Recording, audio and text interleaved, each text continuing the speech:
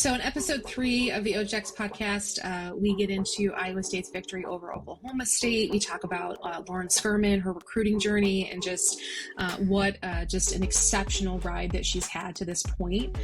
We also talk about some in-season concepts of how we manage our athletes in season and some of the, really the good, the bad, the ugly of what goes into, helping our athletes to stay healthy, to manage fatigue, and to, really keep an eye on themselves throughout the often grueling high school season, particularly.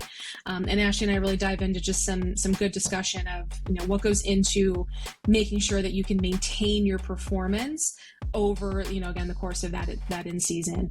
Last thing, we have a question from Jen Brundage from the University of Michigan, and she's got a great question about trends that we have been seeing with strength and movement quality deficits in the young athletes that we assess. So hope you enjoy. I'm your guest host for this week, and we will get right back to it next week. All right. Hi, everyone. Welcome to another OGX podcast. I'm guest host today, Lauren McDonald. With your partner in crime today, Ashley Sunshine. Pitching partner in crime today. We're giving Krista the day off today. So I am your guest host today. We got a couple of really awesome topics on slate today. We're going to talk about Iowa State and one of our I say former, but also current, athletes in our heart, Lauren Schurman. We're going to talk about a little bit of high school preseason, in-season thoughts. And then we've got a great question from Jen Brundage from the University of Michigan, asking about some movement quality patterns potentially we're seeing in some of our youth athletes. So, all right, well, let's dig into it. So obviously over the weekend, we had Iowa State take the series from Oklahoma State.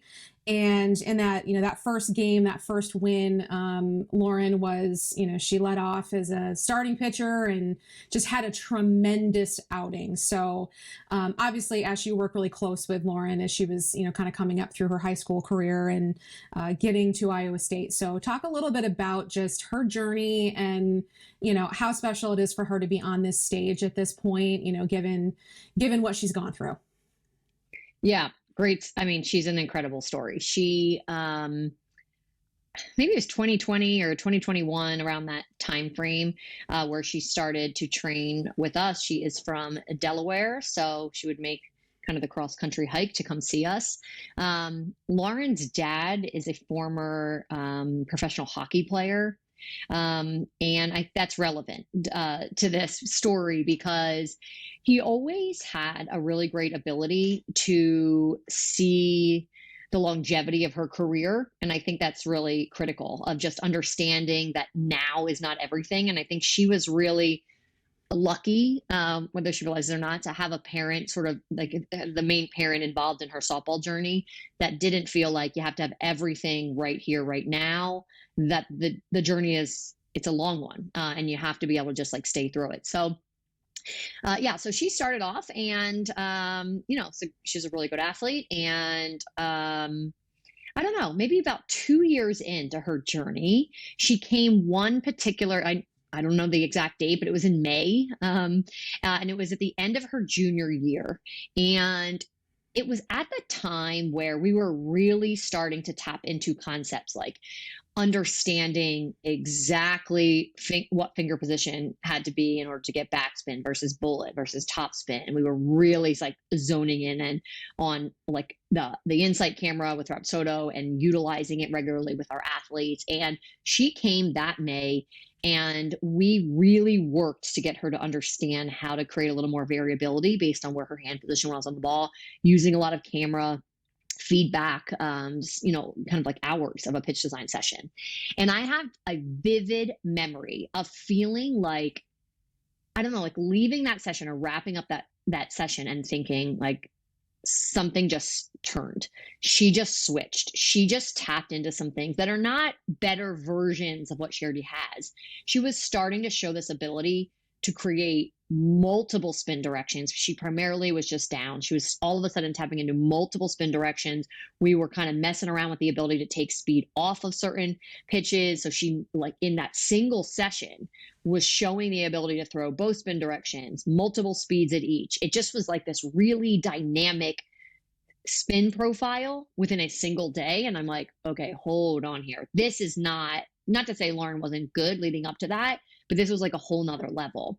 So I tried to explain that to her, but honestly, sometimes it's hard to do that because pitchers or parents don't always know what it means to be tapping into a tool that's very unique or tapping into a set of tools that's not average, essentially.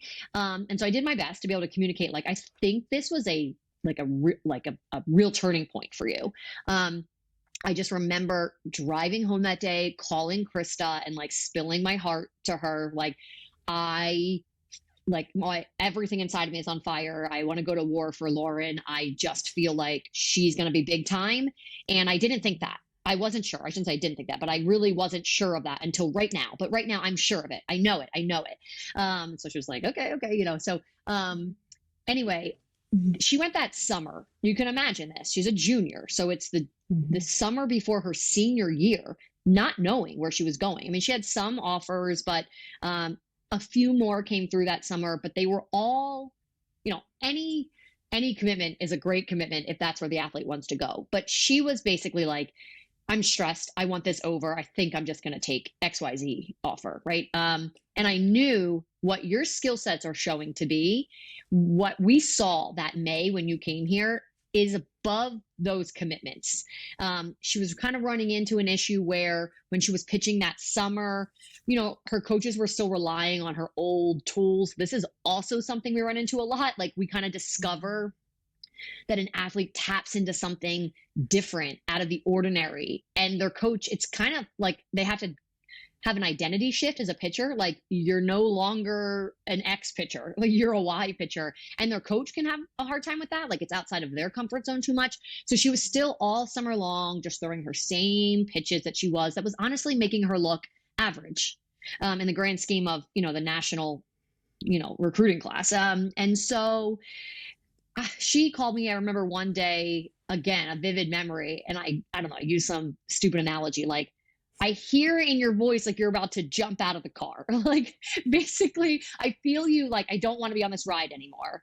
Please, I just kept saying, like, stay buckled in. Just stay buckled in. I don't want you to like settle on a school that you're just because you want the recruiting process to be over, which I understand. All of those feelings are valid. Right, it's but stressful. Yes. And she just was like, I just want this weight off my shoulders, which I understand. And I'm like, I really, truly believe that you are better than what you're even showing this summer, that we can really tap into some major tools. I just give her and her dad so much credit because I don't want to say they believed me because it wasn't about me, but they believed in her and they believed in what she could tap into. And they believed that what I was saying, like, that I wouldn't just say that if I didn't mean it, Right. And so, yeah, she went into the fall of her senior year. She started off her senior year of high school, not knowing where she was going to school. And that was terrifying for her. And so, long story short, we asked her to fly back out. I think it was like September, maybe October. I can't remember. We set up some live hitters for her. We streamed her data online. We really were trying to call all of her pitches to push her outside of her comfort zone, to show how much depth she had, both in change of speed and spin direction. And Iowa State called. And kudos to them also for like just understanding data and understanding. Obviously, I think they trusted that if we thought, oh, she's really not a great competitor. Lauren's always been a top-notch competitor, 100%. like bulldog competitor. But I think they obviously trusted that we would have commented if she didn't have like the insides of a pitcher. And so I think they just made that assumption. And they saw her profile and they knew like, we need someone like this. And that journey just connected for them. And I think there's probably Lauren and her dad were like almost like in shock. Like, how could we have gone this late in the process, waited this long, and basically like ended up somewhere so great? It just she obviously fell in love with it. It had her like specific major that she wanted. It was so many things, like all the stars aligned. And I remember feeling like, oh, I can breathe, because I thought like, I want to make sure this ends up in a way that I really think it can and it should for her. I just love that story so much. Regardless of whether then she starts and she throws 5 innings and she gets the win against number 5 ranked Oklahoma State. And I, of course, texted her and her dad, and I cried a little because I was just thinking, like, even if that didn't happen, even if it's still just a remarkable story. There's so many pieces that I think we all can really just reflect on and learn from. One, her dad's belief, her belief in herself, their commitment to the journey, their commitment to the end game not being 12U, 14U. I mean, unfortunately, we run into parents a lot. Not that I think parents are the bad guys out there, but we run into parents a lot where if it's not right in front of them at 14U, then they don't believe it's going to be there. And right. Lauren's dad was just never like that. And again, I think it had a lot to do with his own athletic career. Her mom was an Olympic figure skater. I mean, some good genes in the mix there, no doubt about it. Right. But I just think that perspective was so important in them being willing to wait it out. Her commitment to player development, her commitment to fly across the country, I don't know, 4 or 5 times a year just to get the data, to train. Obviously we have a lot of athletes who do that now. So, it's not uncommon for us on any given weekend to have athletes from all over the country, but not at that time. No, when she started in 2020, 2021, we only had a handful of athletes really doing that. And so, yeah, it's a great story. It really warms my heart. I'm so proud of her. Obviously, there's so much more for her to achieve and, to keep working, but I'm proud of her because she stayed the course. She's kept believing in herself. It wasn't just this believe in yourself and you'll get there. It's there's actual tools here. You're gonna have to work to go in, to get them. You're gonna have to basically fly here to keep tackling them because it's the only place you have access to that level of technology. And she did all those things, and she waited for the right time. And I just remember saying to her when she actually committed to Iowa State, I am so glad you waited because, I just would have been heartbroken for her to have made the decision earlier when her tools were above, where she had actually committed. And you could. Yeah. I don't want that to come off the wrong way because you can have amazing tools and pitch wherever you want in the country, right? But it was for her, like I said, it was coming from a place of just can we just get this over with? I just can't do it anymore. Just this normal teenage pressure. So I love that story. I've always loved that story. I think that's one of the big ones for me. Her journey and her story is one that just resonates with me and will always stick with me. And so when she got that win and she threw well, it just felt I don't know, icing on the cake, if you will. Yeah, to me, as you were talking, I just kept thinking they didn't panic, right? It was, September 1st happened and it didn't go the way that, she had ultimately, I think, maybe envisioned in her mind and maybe her parents envisioned the way it would go. And they didn't panic. There was just, as you were describing that whole scenario and that's her story, which is just, it's so much about the remaining true to her authenticity, right? Of knowing that she has these tools, knowing that, that right now those tools really need to be showcased a little differently going into that, summer season, that travel ball season. And as you said, kind of reinventing herself a little bit, unfortunately having a coach that maybe wasn't quite sure how to leverage her, but still believing that those tools could make her great, even if the tools she relied upon before still made her great, and being willing to not just, one, stay true to herself and say, I want, this particular major, this is what I'm looking for. Here are the pieces that I'm looking for at a school. And then to be patient and wait. And that's agonizing. That's so agonizing. Yeah. And, to see her on that stage and, obviously perform, as well as she did, but regardless, to be on that stage and to, be connected to a program that she felt so at home at, that to me is just, that's the ultimate, find of the recruiting journey is finding your home, finding your fit, and feeling that you can bring those tools with you and that they will be leveraged and what those tools are to be able to communicate that, because it's not every pitcher's story. It's not every pitcher's story when they come in as a freshman.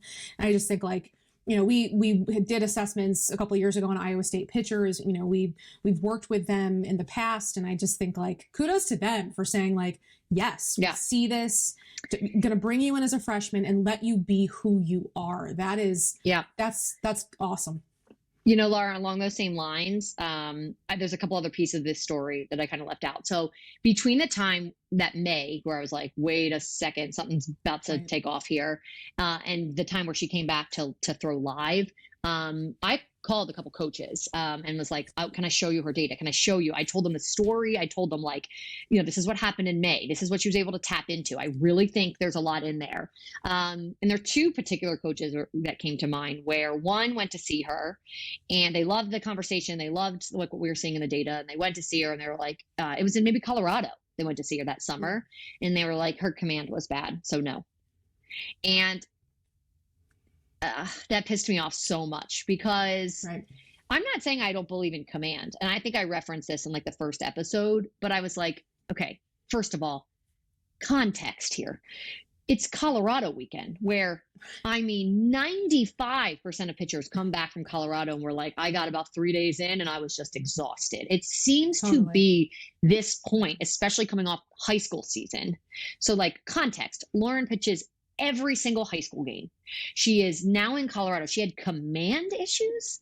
Like I think that's one piece where, and again, I don't mean to like go after anybody, but I think that was a great example of like, okay, we're not speaking the same language, because I'm trying to have a conversation about like, I think that this pitcher is tapping into certain tools that are very different and are very unique and can really scale at a high level.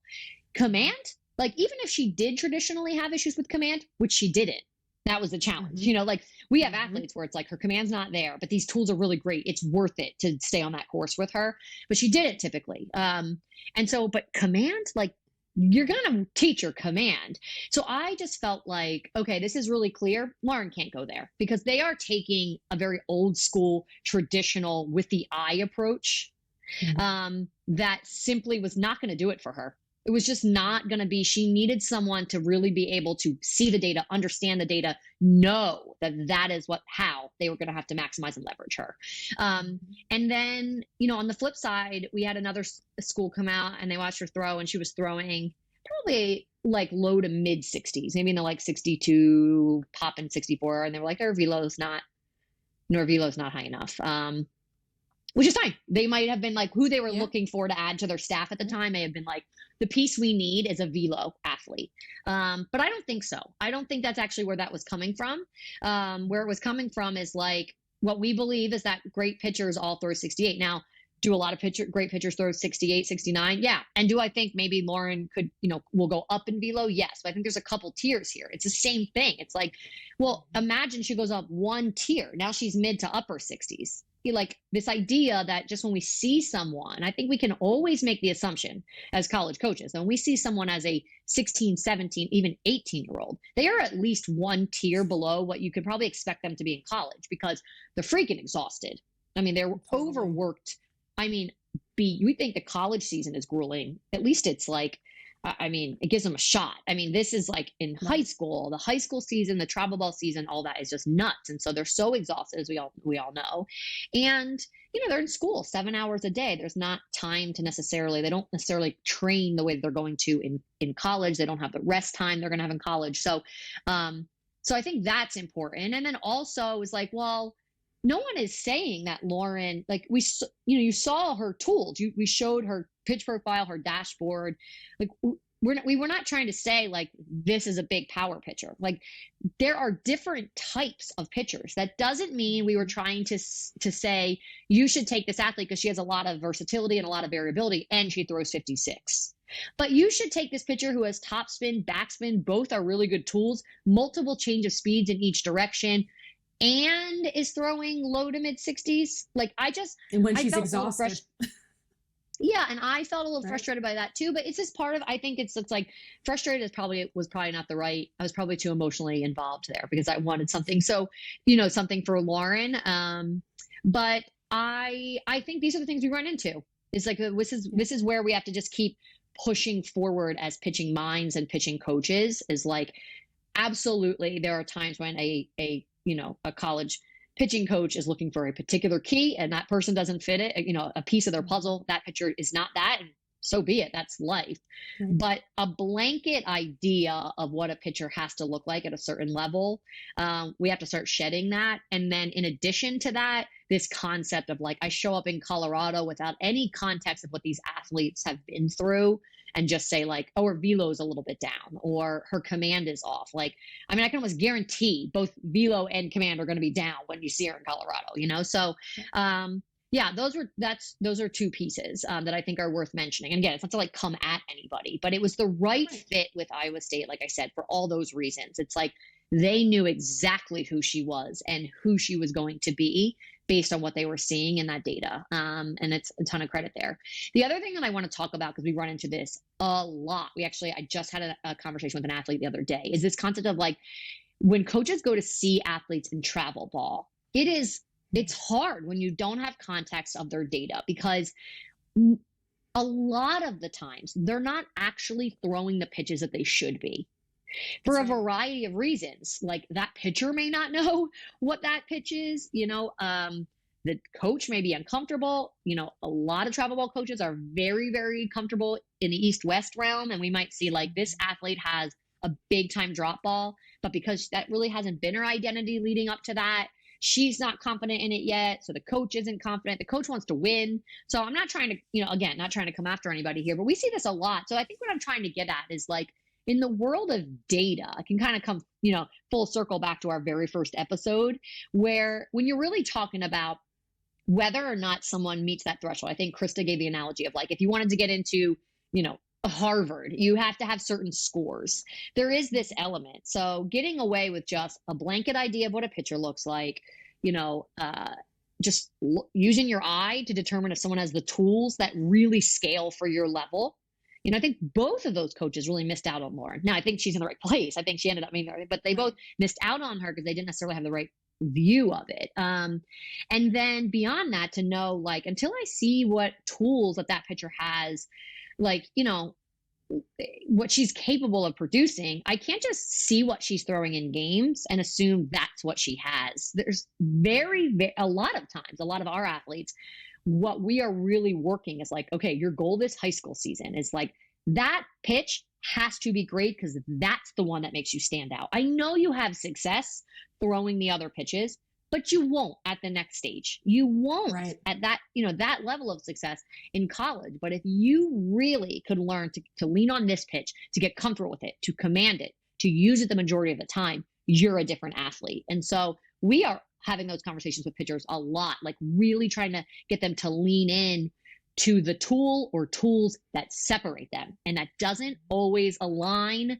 with what makes everyone comfortable in the moment, with what they've always done in the past, and what maybe is winning the ball game right in front of us. So things to keep in mind.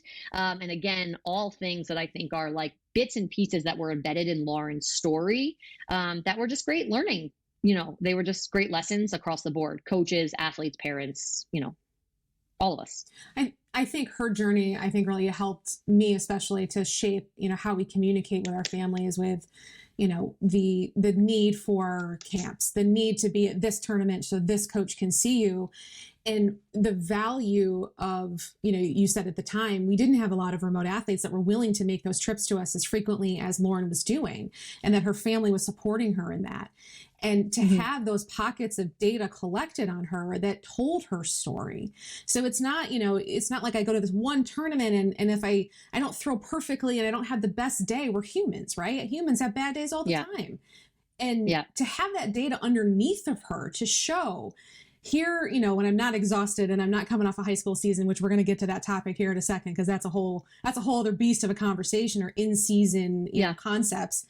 The value of having those snapshots of data for her, that I find myself, you know, when we have our families asking, should I go to this camp? Should I do this? Should I do this? It's like, you train with us, you have data, or you can leverage that in a way that puts the story together for you, so that if that one camp you didn't have a great day, it's not the end of the world, right? And the ability to communicate with coaches of like, no, there's more underneath of her, there's more to her story, and connecting with coaches that are willing to see the entire picture and not see necessarily this one metric, you know, but to have multiple views of a picture.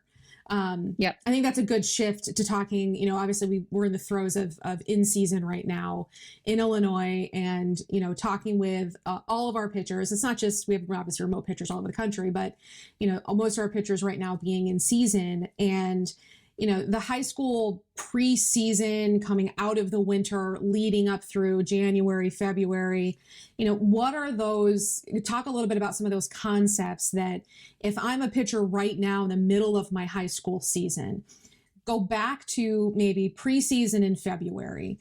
What are some things that maybe I could have done, or maybe think about next year in the future, that prepping myself for the in season? And then while I'm in season, what are my goals? What am I trying to maybe achieve or go after? Maybe not pitch specific or pitcher specific, but just more generally, what am I trying to just kind of get through the high school season? Because as you mentioned, it's a beast. So what are those things preseason that you have, you would recommend pitchers really focus on leading up to the high school season?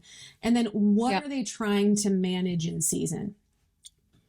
Yeah, I think that, obviously training is critical. The time to get better is when we're not playing games. We can make the assumption.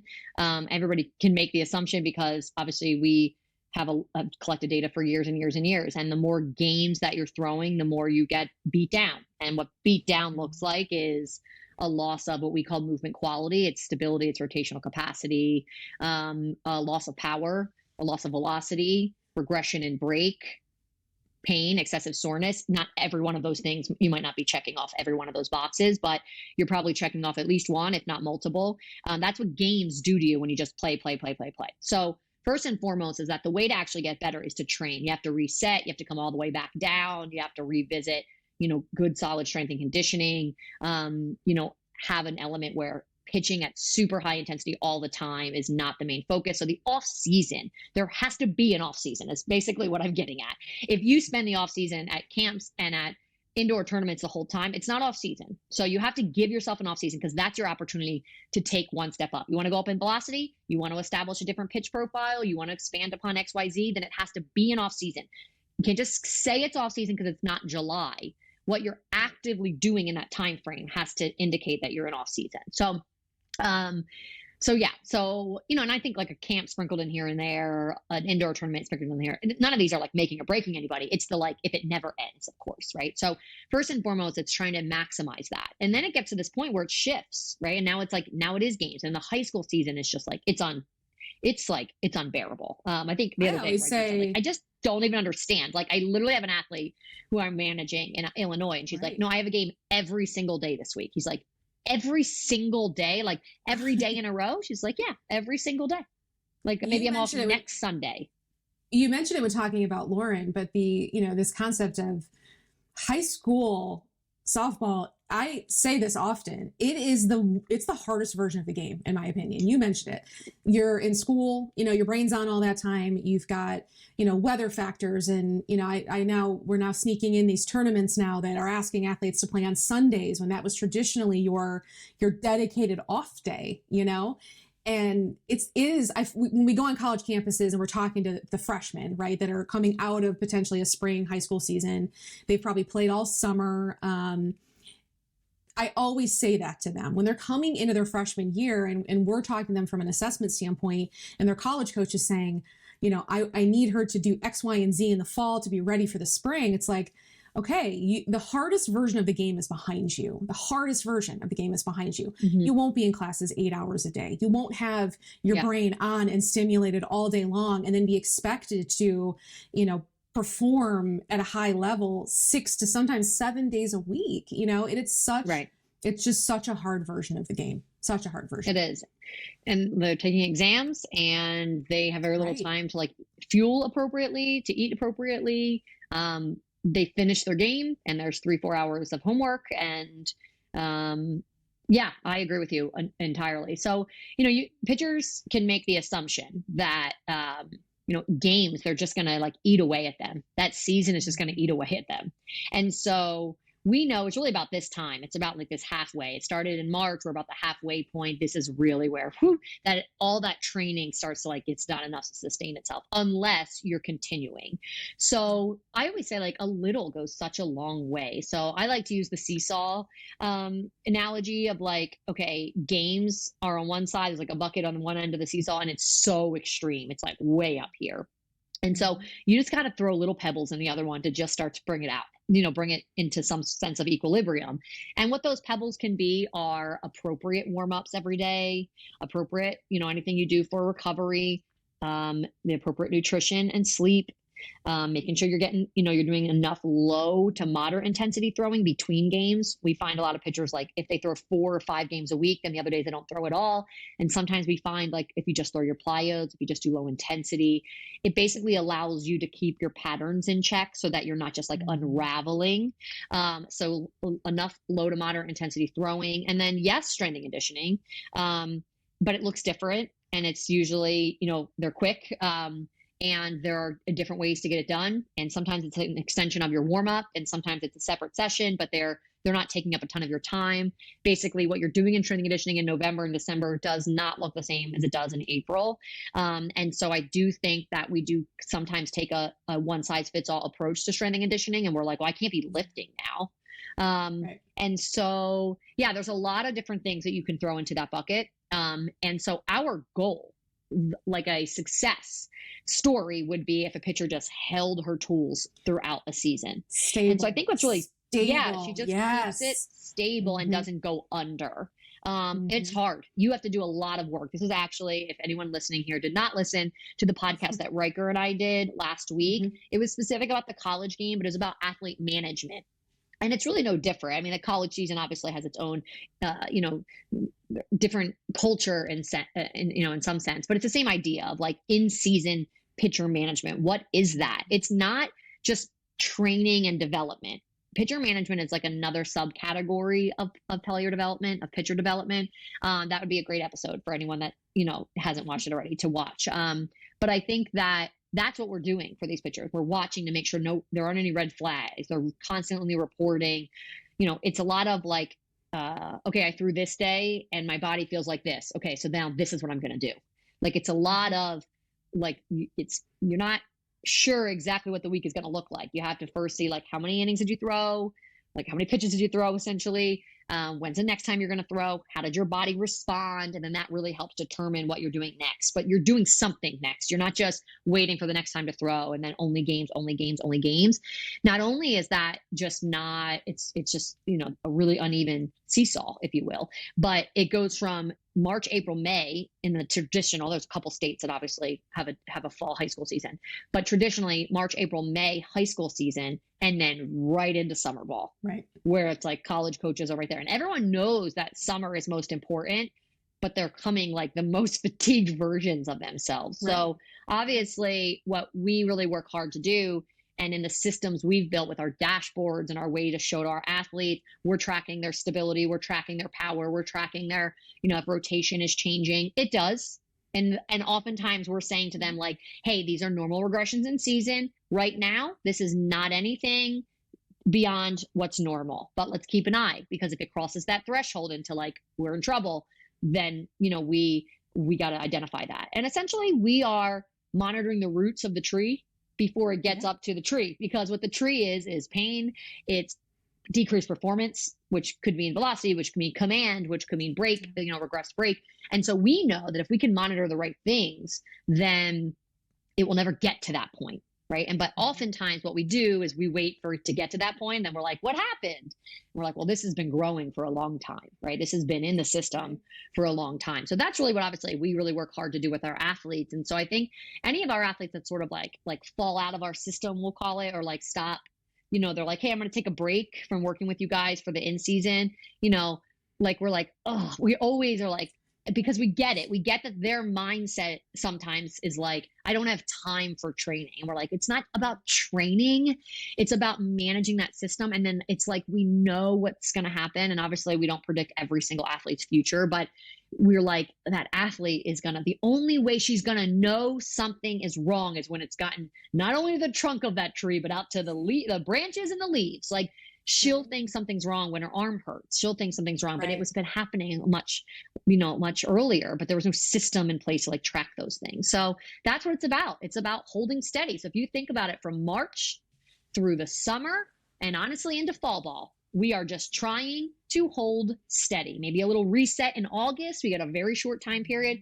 Honestly, now I think most schools, or most athletes kind of are giving themselves like August, September, so I do think that we're getting a little bit of a longer stretch there to reset. And now you have another off season. So what happens is that if the season just takes you down, if it's just like you're totally exhausted, now what you're working to do in the off season is just to get back where you were the year before. Whereas what we really try to emphasize with our athletes is like, if we can hold steady during season, then you can now each off season work to climb one tier up. And I call it the merry-go-round. Like if someone's on the merry-go-round of like, It's accurate. I'm tanked and now I try to rebuild that, but then I lose it and then I try to rebuild that. So it's like, I'm kind of the same at 15 as I am when I'm 18, because it's just kind of like this cycle. So I don't know if that answers your question specifically, Laura, answered the question of just like what it looks like in season, but it takes a lot of coaching. Like even our athletes who are like such great player development athletes, they're such great remote athletes, they're really connected, they communicate well. Sometimes they'll just be like, I am really struggling this week. Like all I did was pitch games. And I'll be like, let's just jump on a call. Let's just talk about it. Okay. What can we do? What can you? And sometimes it comes down to things where they'll say like, and then we have 3-hour practice in between games. What'd you do at practice? Maybe it's I pitched live. Maybe it's I just threw overhand a ton. Maybe it's I hit. And then we start to talk to them about like workload as a whole, that it's not just pitching. Like when athletes are throwing live all the time in games, they should not be throwing live. That is then for the time. If your hitters need to see live because something is like funky in games and you need to really work on approach or that whatever that looks like, you have to go to the pitchers who are not the ones you're relying on in game all the time. It is just, you absolutely cannot do that. So, there's a space for it, I think, in preseason, as long as it's not excessive. We'll sometimes hear athletes that are like, I pitched to 25 hitters in a row. And we always try to remind them, like, talk to the coach, talk about just setting up a scenario in a culture where it mimics a little bit.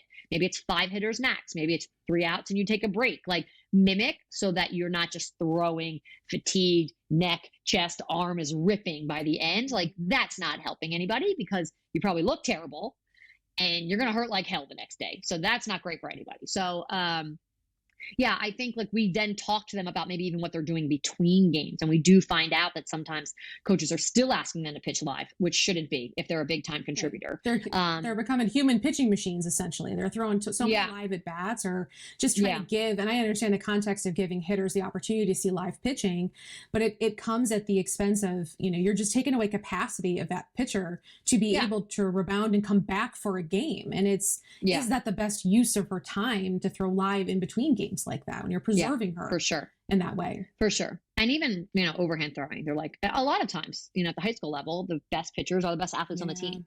So they're like, I just played shortstop. I'm like, did you throw overhand? Could you ask your coach, hey, I'll field, like maybe it's not reasonable to say, hey, can I just sit out of practice? And competitors don't want to do that. They want to be out there with their teammates. They love practice. So, maybe it's like, could I field and only make half the throws, or could I throw into a bucket? Like, if you're the main pitcher, there has to be some attention into like, we can't just beat this kid down in between games as well.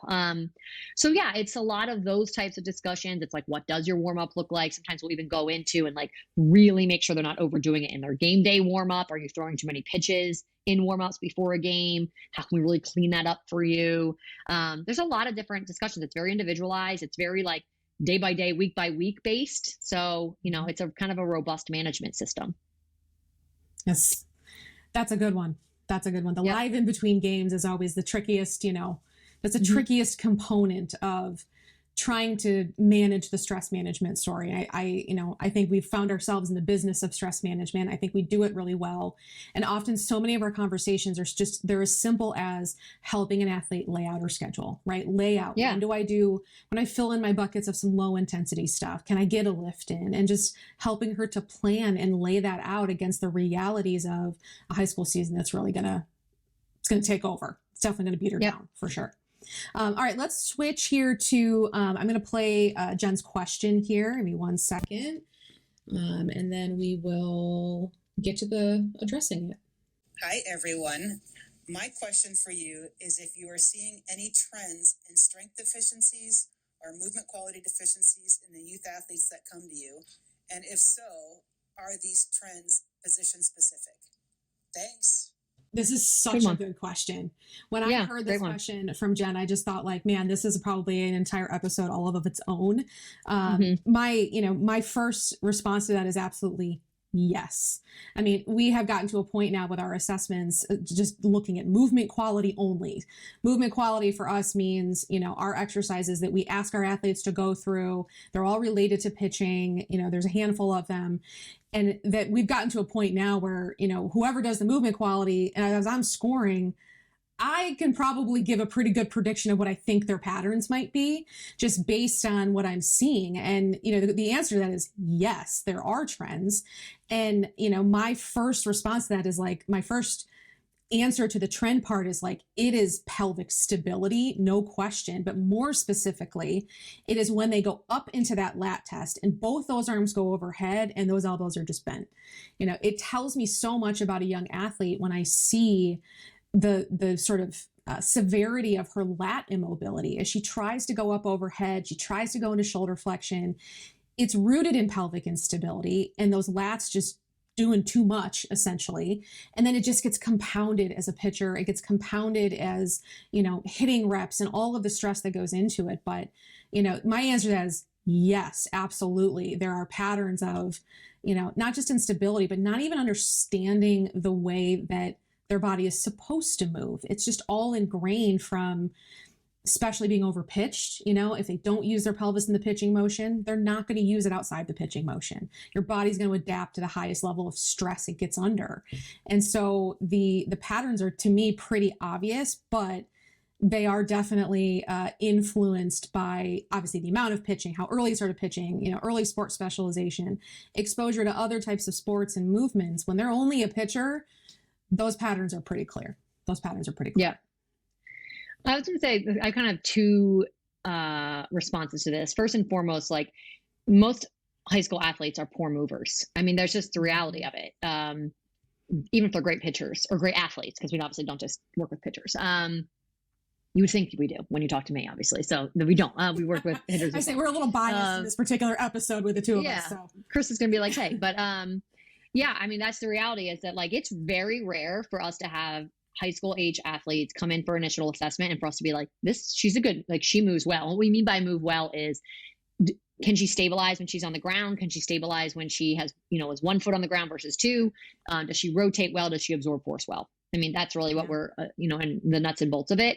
And the answer is usually no. And so, for us, we don't like require to train with us that you have to add on strength and conditioning, but 90% do, because when we go through their debrief and we explain to them what their movement quality is, we're like, you just see it as mechanics, your swing patterns, your pitching patterns, but you're not bringing it up to the table. So I definitely think there's this world of like, if you want someone to have better pitching mechanics, then they need to really, you can't just chase pitching mechanics or swing patterns through, lessons.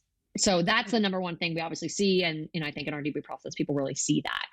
There are some general, in hitters, we'll start to see like this start to go down for hitters, this start to go down for pitchers. So there are, but I think it's relatively similar because essentially what happens is the reason why there are regressions. So let's say we even have a good mover. She's been training in her off season, but now there's a regression in season. There are absolutely regressions in season. Like I could count on one hand the amount of athletes that could hold steady in movement quality while in an in season, whether it's summer or high school. And the reason for this is because they're tired. They are fatigued. So they start getting in bad posture. Everything comes back. When we talk about stability, it's posture. Just stability equals posture, essentially. So they're working in poor posture. And that's really critical as rotational athletes. And the swing is obviously rotational. Pitching motion is double rotation. And so they start to lose posture. And now they're rotating from a poor place. This is where essentially we see these regressions in rotational capacity. This is where lat issues come from, is that when they're in poor posture, now all of a sudden the arm working overhead is in a compromised position and it's just doing it over and over and over. So we see a lot of that fatigue, what it looks like is, you can maybe even see it with your eye as far as how someone is, that they're maybe in a lot of extension, or, maybe when they're swinging, you'll see a lot of that, or a lot of collapsing. This is just the inability to hold posture because they're exhausted. They lose anterior core. They lose, pelvic stability. So their hamstrings get really tight because they're sort of being recruited to do a job they shouldn't be. This is where it all comes from. So there are some trends, I would say, that are a little bit different between pitching and hitting. We are starting to explore what this looks like specifically for catchers. We're in the early stages of that because they're in that squat so much. And definitely we know that there are some major challenges by being in that posture, as much as they are. We're getting there. We don't have that data yet, but it's pretty general from the sense of like, it's fatigue leads to loss of posture, leads to the body recruiting other segments to do a job they really shouldn't be. And that's where these really regressions come from. So I don't know if Jen's question was really meant of like if she really was trying to target the concept of regressing while in season, or if it's just generally what do we see in high school athletes. So I wanted to answer both, but generally we see that high school athletes, they are shooting for the moon, with velocity, with performance, and a lot of them, majority of them that we see, are very low in movement quality. Now, what I will say is what we know from our data is that movement quality is easy, right? Like it's easy to train. So I would not ever recommend for a coach, if someone had great performance, but their movement quality was low, they're at increased risk for pain, of course, until that cleans up. But I wouldn't ever recommend like, don't, stay away from her. That's very trainable. Power, on the other hand, more difficult to train. So a lot of times we say, I think Riker referenced this in one of our podcast before, like if there was an athlete where they had great performance, great power, but low movement quality, you can expect that athlete's just going to take off probably as soon as she starts training. Yeah. So there's different pieces of the puzzle. It doesn't mean just because you have poor movement quality that you're not good. I think that's really, really important. But what it does mean is that if you are average or not quite at the standard that you want to be, you can't just look at the skill in a silo, and you have to see whether or not you have enough movement capacity to even grow beyond what you are outside of a hitting cage and a pitching cage. Yeah, I think the application of that, of hitting, pitching, overhand throwing, the intensity of games, the younger that happens, more frequently it happens, that's what their bodies are going to be stuck in. So as you said, the root of it is fatigue. The root of it is trunk instability. The root of it is pelvic instability, probably more specifically. Yeah. But these youth athletes that come up through the system that have just been games, right, since they were 8, 9, 10 years old, and then persisting through that, through such a time of, literal growth and maturation for them, that if they're not presented these opportunities to explore good movement quality, fundamental movement, and all they're doing is pitching, hitting, overhand throwing, then those levels of patterns will emerge where nobody has trunk control. No one knows how to use their pelvis. Lats are doing all the work. Hitters lose the frontal plane really easily when we start to get fatigue in the lower half. And, our hitters will come back from high school season after a million swings, and, they'll have all of this frontal plane control problems. And those patterns are just so obvious. It's like, we know what those regressions are going to be, but I also know that when we see a young, maybe someone who is post-puberty, we're assessing her, she's maybe 6th, 7th, 8th grade. It's like the skill and whatever you've done the most is what's going to take over in your body if you're not exposed to anything else. And so I always think for coaches on the recruiting trail, when you are looking at your connections with pitching coaches, your connections with travel teams, and whoever your funnels and sources are of athletes that you're recruiting, is you got to be thoughtful of that. Because if they're going to come to you stuck in these patterns, you have a much harder job, even with excellent strength and conditioning, excellent athlete management. You have a much harder job of getting out of them what their true potential is. They've been capped since 12U, right? And now they're standing in front of you as a freshman, and you're like, what do you mean you can't hinge? What do you mean you don't know where your pelvis is in space? And your job becomes infinitely harder because, the funnel through which they came up only applied these specific, very softball specific stresses to them.